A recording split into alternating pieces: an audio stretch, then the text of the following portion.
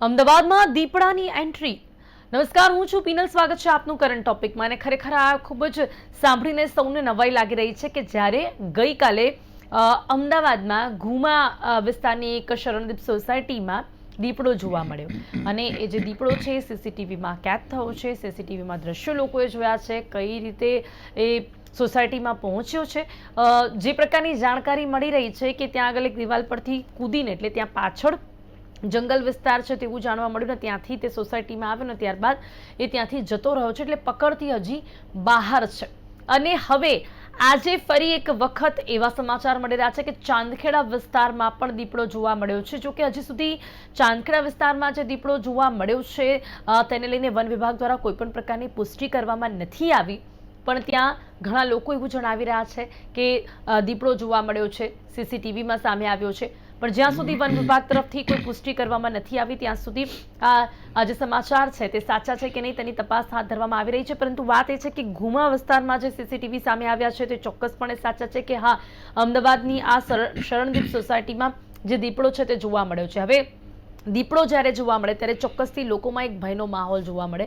લોકોને બીક લાગે, ડર લાગે કે જ્યારે વન્યજીવો, પ્રાણીઓ કે જેમને જોવા માટે કદાચ ખાલી આપણે જતા હોઈએ એવા લોકો જ્યારે આપણી સામે આવી જાય, અને એમાં પણ જ્યારે આપણને ખ્યાલ હોય કે એ લોકો કઈ રીતે અટેક કરી શકે છે તેને લઈને ઘણો અત્યારે ભયનો માહોલ જોવા મળી રહ્યો છે.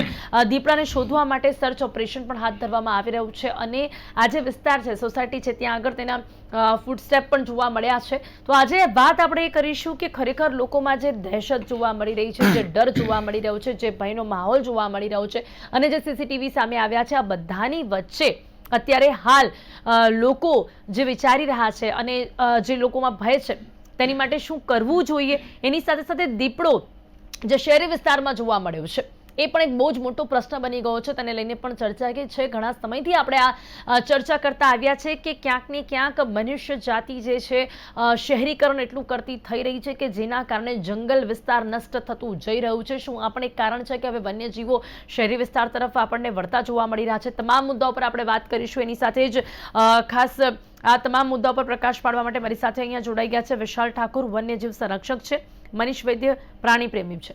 આપ બંનેનું સ્વાગત છે. Welcome to the show. Okay મનીષભાઈ, સૌથી પહેલા આપની સાથે શરૂ કરું છું કે ગઈકાલના વિડીયો પર આપણે વધુ પ્રકાશ પાડીશું, કારણ કે આજનો જે વિડીયો છે તેની પુષ્ટિ નથી થઈ ને એટલા માટે આપણે ગઈકાલે જે સીસીટીવી સામે આવે છે તેનાથી શરૂઆત કરીશું કે શહેરી વિસ્તારમાં દીપડાનું આવવું સૌથી પહેલા તો એ ખરેખર કેટલું ખતરનાક કહી શકાય છે અને શું કારણ આટલા વર્ષો પછી, જેટલું મને ખ્યાલ છે કદાચ 2021માં આવું જોવા મળ્યું હતું કે જે દીપડો હતો તે આપણને જોવા મળ્યો હતો ને ત્યારબાદ હવે આ પ્રકારની સ્થિતિ જોવા મળી છે. શું કારણ? ઘણા બધા કારણો છે દીપડો દેખાવાના શહેરી વિસ્તારોમાં, અને કદાચ જો ભવિષ્યમાં હજી વધારે દેખાય તો એ કોઈ નવાઈની વાત નથી. કારણ કે આમ જોવા જોઈએ તો દીપડો છે એની વસ્તી ધીમે ધીમે વધી રહી છે. હું 2016ના આંકડા આપું તો 1395 દીપડા હતા, એટલે ઓલમોસ્ટ 1400 જેટલા દીપડા 2006માં હતા.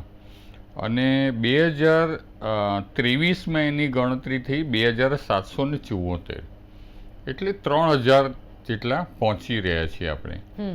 તો દીપડાની વસ્તી પણ વધી અને માનવની વસ્તી પણ વધી. એટલા માટે જે એના આવાસ છે એ આપણે છીનવાઈ ગયા. હવે ઘણા બધા જંગલોની અંદર આપણે ઘણા બધા પ્રોજેક્ટો કર્યા, અને બીજું જ્યાં ઘુમા અને બોપલનો જો તમે એરિયા જાઓ તો આજથી 40-50 વર્ષ પહેલાં સાવ એ બેરેન લેન્ડ હતી, એમાં કશું જ નહોતું. અમદાવાદ એક સાઈડ હતું જે આખું નવું અમદાવાદ ત્યાં ડેવલપ થયું. તો ત્યાં આગળ મને ખબર છે કે હું પહેલાં ત્યાં એકવાર ગયેલો હતો, ત્યાં આખું કાંટાળું જંગલ હતું. જંગલનું સ્ટેટસ નહોતું પણ એ ખરાબો હતો અથવા ગામતળની જગ્યા હતી, પણ ત્યાં આગળ કાંટાવાળા નાના નાના બુશીસ હતા. તો આરામથી વન્ય પ્રાણીઓ ત્યાં રહેતા હશે.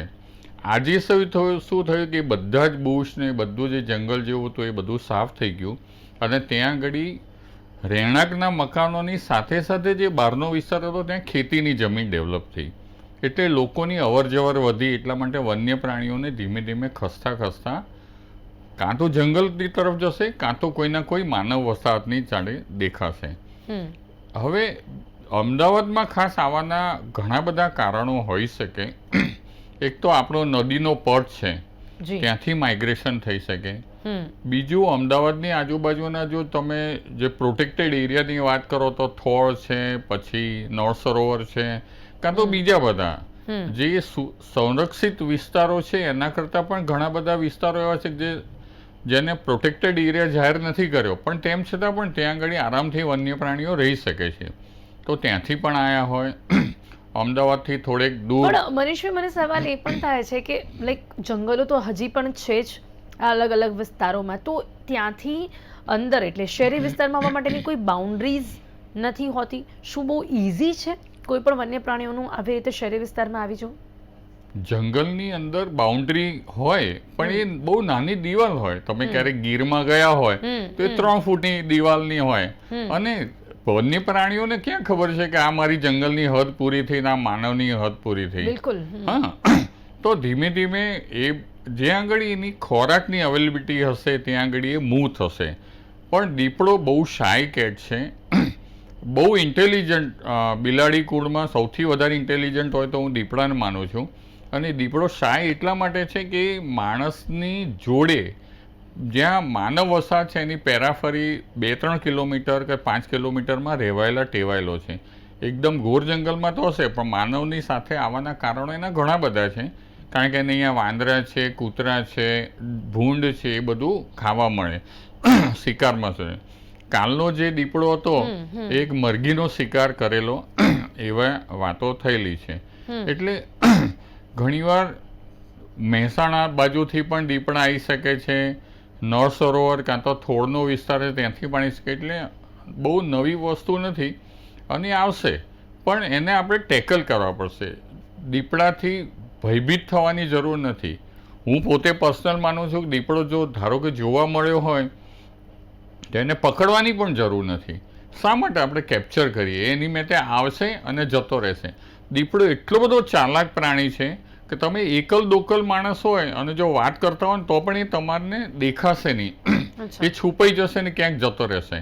તો એનાથી સાચવવાની જરૂર છે, બાકી એકદમ ભયભીત થવાની કાં તો બહુ ડેન્જર વસ્તુ છે. વિશાલભાઈ, હમણાં જેમ કે મનીષભાઈએ કીધું કે દેખાશે, એટલે શું એટલું સામાન્ય સાંભળી લેવું? એટલે કદાચ આપ લોકોને આ વાત નોર્મલ લાગતી હશે, પણ ઘણા બધા સાંભળનારા લોકોને તો બહુ શોકિંગ લાગી રહ્યું છે. આપનું શું માનવું છે કે શું આપણે આ વાતને એટલી સામાન્ય માની લઈએ કે હા દીપડો દેખાયો અને દેખાશે પણ ખરી હજી કદાચ?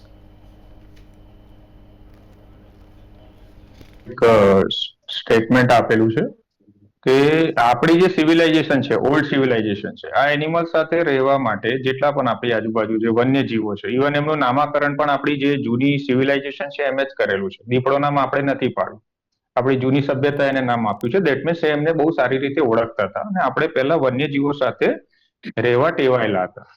પણ પ્રકૃતિથી જેમ જેમ આપણે દૂર થતા લાગ્યા, જે વેસ્ટર્નાઇઝેશન આપણી અંદર આવ્યું છે, જે રીતે આપણે આપણું કલ્ચર ચેન્જ કર્યું છે, પ્રકૃતિ માટેનું જે એક ઇન્ફોર્મેટિવ જે આપણું એક કલ્ચર હતું એ આપણે ગુમાવી દીધું છે. અને યુટ્યુબ ને બીજા બધા સોશિયલ મીડિયાના જે આપણે વિડીયો જોઈએ છે, અથવા તો જે એનિમલ્સનું જે નેગેટિવ પ્રમોશન આપણી આજુબાજુ કરવામાં આવે છે, એટલે એ જ વસ્તુથી હવે આપણે ટ્રેન્ડ થઈ ગયા છે. જે રીતે મનીષભાઈ આપને કીધું એવું કે લેપર્ડ જે છે, દીપડો જે છે, બહુ જ ઇન્ટેલિજન્ટ એનિમલ છે. એ આપણી સાથે રહેવા માટે ટેવાયેલો છે. એની પાછળના ઘણા બધા કારણો છે.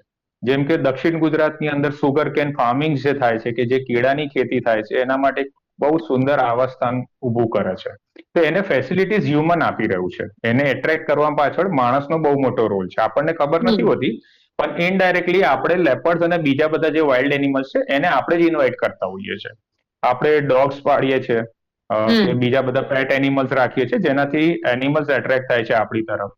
તો એવા ઘણા બધા રીઝન્સ છે. બીજું કે દીપડો જે છે એનું જે ફૂડ મેનુ જે છે, ખોરાકની જે શૃંખલા જે આપણે એને કહીએ, એમાં એ બહુ મોટી છે.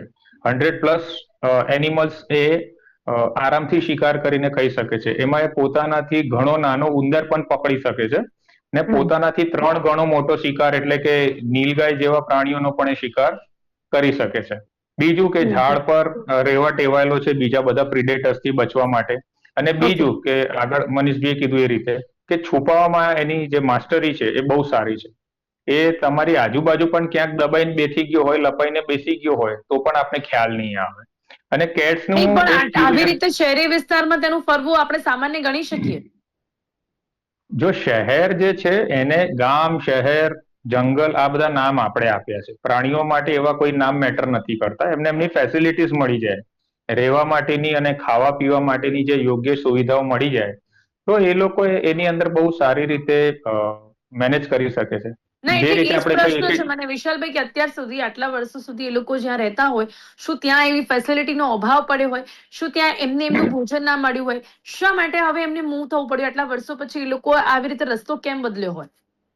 જો એની પાછળ ઘણા રીઝન છે. એક તો મનીષભાઈએ કીધું એમ કે વન્યજીવોની પણ સંખ્યા વધી રહી છે. જેમ માણસોની સંખ્યા વધી રહી છે, એ રીતે એમની પણ સંખ્યા વધી રહી છે. જંગલો જે એમના છે છીનવાઈને ત્યાં શહેરીકરણ થઈ રહ્યું છે. મોટી મોટી પ્રોપર્ટીઝ આપણે ત્યાં બિલ્ડઅપ કરી રહ્યા છે. ત્રીજું કે દીપડાઓની સંખ્યા વધે એટલે જે એનિમલ્સ વચ્ચે ચેલેન્જીસ પણ વધી જતા હોય છે. ટેરેટોરિયલ એનિમલ્સ છે, એ લોકોની પણ પોતાની ટેરેટરી હોય છે. ટેરેટરી નાની પડવાના કારણે પણ એ લોકો બહારની તરફ એમને મૂવ થવું પડે છે. અને અગાઉ મેં તમને કીધું એ રીતે કે જંગલમાં એને શિકાર કરવા માટે ઘણી બધી મહેનત કરવી પડતી હોય છે, કારણ કે જંગલના જે પ્રાણીઓ છે ઘણા ચપળ હોય છે, એટલા ઇઝી એના હાથમાં નહીં આવે. પણ તમારા ઘર શેરીમાં ફરતું કૂતરું, મરઘી, પાળેલી બકરી, ગાય, ભેંસ, વાછરડા આ એના માટે બહુ ઇઝી રિસોર્સિસ છે. તો તમને જો ઇઝીલી ખોરાક મળી જતું હોય તો તમે રસોડામાં જમવાનું કેમ બનાવવા જશો? ડાયરેક્ટ કોઈ ચોક્કસથી આના હોટલમાં પર બી જઈને સવાલ જમવાનું લઈશું પ્રિફર આપણે, કરશો. કે આ તો બહુ પહેલાથી છે, તો અત્યારે કેમ આવું? ઓકે, હવે આપણી સાથે કદાચ મનોજભાઈ કે રાજુભાઈ આપણી સાથે જોડાયા છે. જી, રાજીવ. રાજીવભાઈ. હમ. હા. ઓકે, રાજુ ઠાકર છે, જે સ્થાનિક છે શરણદીપ સોસાયટીના. રાજીવભાઈ, આપનું પણ સ્વાગત છે. આપની પાસેથી જાણવા માંગીશું કે સીસીટીવી ફૂટેજ જે આપની સોસાયટીના સામે આવ્યા છે, શું એ આપે જોયા છે?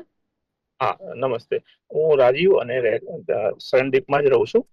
હવે આજે આખો ઇન્સિડન્સ બન્યો એમાં બેઝિકલી હું કમિટીમાં છું, એટલે મને ઇન્ફોર્મ કરવામાં આવ્યું રાત્રે સિક્યુરિટી દ્વારા કે આવો બનાવ બન્યો છે અને તમે આવો. એટલે અમે રાત્રે જ અમારી સોસાયટીમાં જે સીસીટીવી રૂમ છે એમાં જઈને અમારા સીસીટીવી પહેલા તો ચેક કર્યા, અને એમને આઈડેન્ટિફાઈ થયું કે આવો દીપડો આવ્યો છે અને કન્ફર્મ થયું કે આ જગ્યાએ લોકેટ થયો છે. એટલે પછી અમે બધા સિક્યુરિટીને એલર્ટ કરી અને ત્યાં આગળ ચેક કર્યું કે ખરેખર કઈ બાજુ ગયો ને બધું. તો એ કન્ફર્મ જ છે કે આ દીપડો છે, કારણ કે અમારે ત્યાં બી એક વાઇલ્ડ લાઈફ બધું જુએ છે, એટલે વિશાલભાઈ એમને કન્ફર્મ કર્યું ફૂટ માર્ક ઉપરથી કે આ દીપડો જ છે. અને અમે પછી એકોર્ડિંગલી સોસાયટીના બધા મેમ્બર્સને ઇન્ફોર્મ કર્યા કે ભાઈ બધા વિજિલન્સ રહે અને ધ્યાન રાખે, કારણ કે આ અચાનક આવું બન્યું એટલે બધા સ્વાભાવિક છે કે એમને ડર તો લાગે જ, કારણ કે આવું આપણે ક્યારેય જોયું ના હોય. અને જે પ્રમાણે અમારી સોસાયટીની સાઇઝ છે, બહુ મોટી સોસાયટી છે, એટલે બધાને ઇમિડિયેટલી જાણ કરવી જરૂરી હતી. અને ઓફકોર્સ ડરનો માહોલ તો હતો જ, પણ બધાને પછી અમે એજ્યુકેટ કર્યા કે ડરવાની જરૂર નથી, પણ વિજિલન્સ રહેજો. અને એ પ્રમાણે આખું ઇવેન્ટ થયું ને પછી અમે સાયમલ્ટેનિયસલી આપના મેયરને ઇન્ફોર્મ કર્યું. મેયર સાહેબે સપોર્ટ કર્યો અને તાત્કાલિક જૂના સુપ્રિન્ટેન્ડન્ટ સાહુ સાહેબ એમને જાણ કરી. એમનો કોલ આવ્યો અને ઇમિડિયેટલી અરાઉન્ડ લગભગ 5:30 વાગ્યાની આજુબાજુ પોતે આવી ગયા હતા. એટલે રાજુભાઈ, આ નરી આંખે એને કોઈએ પણ જોયું હતું તમારી સોસાયટીમાંથી? હા, નરી આંખે એટલે અમારા જે સિક્યુરિટી ગાર્ડ છે એ લોકોએ જોયું હતું, પણ એમને આવું અચાનક આવ્યું એટલે એમને આઈડેન્ટિફાય થયું કંઈક અલગ છે આ, એટલે તરત જ એમને અમને જાણ કરી. ઓકે, હવે ત્યારે આજુબાજુ કોઈ હતું નહીં જ્યારે દીપડો ત્યાં આવ્યો છે, કે કદાચ રાતના 2 વાગી રહ્યા હતા? હા, રાતના, અને ત્યાં સિક્યુરિટીનો પોઈન્ટ હતો, ત્યાંથી અરાઉન્ડ લગભગ 100 થી 150 મીટરની વચ્ચે એમને આમ આવી રીતે પાસ થતો જોયો અને એમને કન્ફર્મ બી કર્યું કે આવું એક અજુગતું કોઈ પ્રાણી ત્યાંથી પાસ થયું છે એમ. Okay, okay. મનીષભાઈ, હવે વાત આપણે ફરી એક વખત, ચલો આવી રીતે દીપડો અહીંયા જોવા મળ્યો, અહીંયા આસપાસ કોઈ માણસ હતું નહીં, કોઈ પણ વ્યક્તિ, કોઈ પણ નાનું બાળક જો એની સામે હોત તો કદાચ કોઈ દુર્ઘટના ઘટી શકતી હોત. શું કહેશો આપ? આપે કહ્યું કે આપણે સામાન્ય ગણી શકીએ દીપડો ચાલાક પણ હોય છે, આપણે ગભરાવું ના જોઈએ, બટ અગર જો એ વોચમેનની જ વાત કરીએ, આપણે કદાચ એની સામેથી નીકળી ગયો હોત, એને ન ખબર પડી હોત, તો શું? મહત્વનો જે આજે ટોકશો કરવાનું આપણું કારણ છે કે ધ થિંગ ઇઝ કે અગર જો દીપડો અહીંયા છે અને એની સામે જ કોઈ વ્યક્તિ અચાનક આવી ગયું તો શું થાય? ઘણીવાર એવું થાય કે જેટલા વાઇલ્ડ લાઈફના એટેક છે, આમ વૈજ્ઞાનિક ભાષામાં કહીએ તો જે માણસ અને વન્ય પ્રાણીનો સંઘર્ષ છે એ એવી રીતે થતો હોય કે તમે ભૂલથી કદાચ અચાનક કોઈ પણ પ્રાણી જોડે જતા રહો, અથવા ભૂલથી કોઈ પ્રાણી કે તમે કંઈ આડસમાં ઊભા હોય ને એ આવી જાય તમારી સામે, અને તો શું એ ગભરાઈ જાય તો એ ઘણીવાર એટેક કરી નાખે. પણ જે તમે વાત કરી કે નાના બાળકોની, હંમેશા જેટલા મોટી બિગ કેટ છે એ લોકો જે નબળા માણસ હોય કાં તો નાના બાળકો હોય એમનું બિહેવિયર એને જાણી લે છે, એમની બોડી લેંગ્વેજથી બધી રીતે, અને નાના બાળકો પર જલ્દી એટેક કરવાની સંભાવના થઈ શકે. ઘણી જગ્યાએ એવું પણ થાય છે કે પુરુષો કરતાં સ્ત્રીઓની ઉપર વધારે એટેક થાય વન્ય પ્રાણીઓના, જો સ્ત્રી હોય તો. શું કારણ છે? હું પોતે, એટલે એ લોકો એનું બિહેવિયર જાણે છે. હું તમને એકદમ સિમ્પલ એક્ઝામ્પલ આપું જે તમારી વાતને, કે આપણે કોઈ પણ શેરીમાં જઈએ કાં તો સોસાયટીમાં જઈને જો આપણને ડોગથી આપણે બીતા હોઈશું ને, તો ડોગ આપણને ફટ લઈને કરી જશે કે આ માણસ આપણાથી બીવે છે, તો આપણને વધારે બીવડાવશે. એટલે વન્ય પ્રાણીઓની આપણી બોડી લેંગ્વેજ ઉપરથી એને ખબર પડી જાય છે કે આ કેટલો ડરે છે. કદાચ જો તમે કોઈ પણ કૂતરું તમારી સામે આવે ને તમે એકદમ એની સામે થઈ જશો તો 1 મિનિટ માટે ઊભું રહી જશે. તો આ જ સિસ્ટમ વન્ય પ્રાણીઓની ઉપર પણ હોય છે. એટલે વન્ય પ્રાણીઓ નાના બાળકોને કાં તો સ્ત્રીઓને વધારે એ પોતે એટેક કરવાની સંભાવના વધી જાય. પણ જો આપણે સ્પેસિફિક દીપડાની વાત કરીએ, કારણ કે જો આ જ વસ્તુ વાઘ માટે કદાચ અલગ હોઈ શકે છે, એટલે હું સ્પેસિફિક દીપડાની વાત કરું તો કોઈ પણ વ્યક્તિ જો એની સામે આવી જાય છે તો શું કરવું જોઈએ? બહુ જ અગત્યની વસ્તુ છે કે આમાં દીપડો, ધારો કે હું આને ફોકસ કરું આપણી જે શરણદીપ સોસાયટીની આજુબાજુના એરિયાની, તો ત્યાં આગળ રાત્રે અંધારા પછી એકલ દોકલે ના નીકળવું જોઈએ. ખાસ નાના બાળકોને લઈને ના નીકળવું જોઈએ. બની શકે તો 4 વ્હીલનો અત્યારે ઉપયોગ કરો, સ્કૂટરનો ઉપયોગ ન કરશો. અંધારું હોય એટલે ના નીકળવું જોઈએ. બીજું, તમારા પેટ હોય એને લઈને ના નીકળશો. ઘણીવાર ઘણા લોકો ડોગને પોતાને લઈને ત્યાં રસ્તા ઉપર નીકળી પડે તો એનો ટાર્ગેટ બની શકે. ખાસ તો કોઈ જૂના વિડીયો હોય કાં તો વોટ્સએપમાં કાં તો સોશિયલ મીડિયાથી અફવા ના ફેલાવી જોઈએ. બીજી વસ્તુ, જે આજુબાજુનો જે એરિયા છે ત્યાં જો કોઈ નોનવેજ ખાતું હોય તો હમણાં જાહેર જ્યાં આગળ ડસ્ટબિન હોય ત્યાં આગળ એનો કચરો નાખવાનું ટાળવું જોઈએ. તો શું થશે, પાછા દીપડા ત્યાં આગળ સ્મેલથી એટ્રેક્ટ થશે. તો આ બધી SOP જેવું છે કે એને ધ્યાન રાખવું જોઈએ. પણ આની સાથે સાથે હું ફોરેસ્ટ ડિપાર્ટમેન્ટની પણ વાત કરું. મારે કાલે જ ગુજરાત અમદાવાદના જે ડેપ્યુટી કન્ઝર્વેટર ફોરેસ્ટ છે મિનલબેન જાની, એમની જોડે બહુ સરસ વાત થઈ, અને એમણે એમ કીધું કે મનીષભાઈ તમે આટલો મેસેજ પણ કન્વે કરજો કે ત્યાં આગળ લોકો સાચવે. ડરનો માહોલ કદાચ હોય પણ ડરવાની જરૂર નથી. બે અનયુઝ્યુઅલ છે કે દીપડો આવતો હોય ને જતો પણ રહે. જો અત્યાર સુધીના મેં ડેટા લીધા તો હજી દીપડો પકડાયો નથી, તો કદાચ રાત્રે બીજી જગ્યાએ મૂવ પણ કરે. કારણ કે દીપડો બહુ ચાલાક છે, એને ખબર પડી જાય છે કે અહીંયા આગળ વધારે હલચલ કાં તો લોકો આવવા માંડે છે તો એ બીજે મૂવ થઈ જાય. અત્યારે કંઈ 3 પાંજરા ત્યાં મૂકીને એને ટ્રેપ કરવાનો ટ્રાય કરે છે. 20 લોકો અત્યારે ત્યાં આગળ તૈનાત છે હજી એને પકડવા માટે કાં તો કેપ્ચર કરવા માટે. હોઈ શકે કદાચ ચાંદખેડાવાળી વાત પણ સાચી હોય તો હોઈ શકે, પણ હજી ચાંદખેડાના દીપડાની હજી પુષ્ટિ મળી નથી. આ તો કેવું છે કે ઘણીવાર લોકો એમને પણ અફવા પણ ફેલાઈ દેતા હોય છે. બિલકુલ, એ તો છે જ કે વાયુને વાદળ અફવા ફેલાતી હોય છે. વિશાલભાઈ, હવે મારો ઇમ્પોર્ટન્ટ સવાલ એ છે કે ચલો મનીષભાઈ તો કહ્યું કે અફવા નથી ફેલાવી, એ ધ્યાન રાખવું છે, ડસ્ટબિનમાં કચરો નથી નાખવો એ ધ્યાન રાખવું છે. લાઈક નવીનો કે આવી જાય તો પણ જો આપણી સામે આવી જાય છે તો ઓન ધ સ્પોટ વ્યક્તિએ શું કરવું જોઈએ? ગભરાવું નથી પણ શું કરવું જોઈએ? ગભરાટ થઈ જ જવાની છે આપણે કેટલું પણ કહીએ તો હાઉ ટુ કંટ્રોલ, શું સ્ટેપ્સ હોવા જોઈએ? સૌ પ્રથમ વસ્તુ તો એ છે કે મનીષભાઈએ એવું કીધું કે કોઈક રીતે એન્કાઉન્ટર થઈ જાય. એ પહેલી વસ્તુ તો શું છે કે કોઈ પણ ધરતી ઉપરનું કોઈ પણ પ્રાણી છે માણસ જાતથી બહુ ડરે છે. એની પાછળનું રીઝન છે આપણી હોરિઝોન્ટલ અને વર્ટિકલ ઇમેજીસ. કારણ કે જે પ્રાણીઓ છે 4 પગે ચાલે છે, આપણે 2 પગે ચાલીએ છીએ. દીપડા કરતા એ આપણને હંમેશા મોટું પ્રાણી તરીકે જોતું હોય છે, એટલે મોટા ભાગે આપણને અવોઇડ કરવાનો પ્રયત્ન કરશે. અને માની લો કે કોઈ સંજોગોમાં એ આપણી સામે આવી જાય છે, તો બિલાડી કુળની ખાસિયત છે, જો તમે પીઠ બતાવીને જો ભાગવાનો પ્રયત્ન કરો તો એને જે એના શિકારીઓ, જે શિકારી બનતા પ્રાણીઓ છે, તેમની આ મુવમેન્ટ એને દેખાય છે. એટલે કોઈ દિવસ પીઠ બતાવીને ભાગવું નહીં. ઊભા રહીને ઊંધા પગલે ચાલીને આપણે જેટલું ડિસ્ટન્સ ક્રિએટ કરીશું, કારણ કે એનિમલ્સ ક્યારે પણ આપણા ઉપર જાણી જોઈને એટેક કરવાનો ટ્રાય નહીં કરે. બીજી વસ્તુ કે વન્યજીવો ક્યારેક પણ અનાયાસે કોઈ રીતે આપણા ઉપર એટેક કરીને નીકળી જતા હોય છે. તો એનિમલ લેંગ્વેજની આપણે જે આજે અમારી જે ભાષામાં કહીએ તો આમાં કેવું હોય છે કે ચાર્જ કરવો અને એટેક કરવો બંને એકબીજાથી અલગ શબ્દ છે. બરાબર છે. અનાયાસે તમારી સામે આવી જાય ને સ્વ બચાવમાં એ તમારા ઉપરથી જમ્પ કરીને જતો રહે કે કોઈ રીતે ઇન્જરી કરીને જતું રહે, તેને ચાર્જ કરવો કહેવાય. કે એ ગભરાયેલો છે ને તમારાથી બચવા માટે એને સ્ટેપ લીધેલો છે. જ્યારે એટેક એટલે પર્પઝ લઈ તમને મારી નાખવામાં આવે, તમારી ગળાની આપણે નસ ત્યાં ઊભા જ રહેવું કાપી- જોઈએ વિશાલભાઈ, કશું જ ના કરવું જોઈએ, ઊભા સામે ના ઊભા ના રહેવું ના જોઈએ? આપણે પીઠ ન બતાવવી જોઈએ. ઓકે, પીઠ પહેલા પીઠ ના બતાવવી જોઈએ. ઓકે, ખાસિયત છે એ તમારી પીઠને જોઈને તમારાથી અટ્રેક્ટ થવાનું એ ટ્રાય કરતો હોય છે. એટલે સામી છાતીએ ઊભા રહ્યો ને ઊંધા ડગલે બને એટલું સ્પીડથી પાછળ હટવાનો આપણે પ્રયત્ન કરવો જોઈએ. બાકી તમે જો દોડવા જશો તો એ તમારાથી અટ્રેક્ટ થશે અને તમારા ઉપર એટેક કરવાની એની જે શક્યતાઓ છે વધી જાય છે. બીજી એક વસ્તુ હું એની અંદર ઉમેરવા માંગીશ કે દીપડો જે છે એ સ્માર્ટલી તમારા આજુબાજુના વિસ્તારમાં આવે છે, સંતાય છે, નીકળી જાય છે.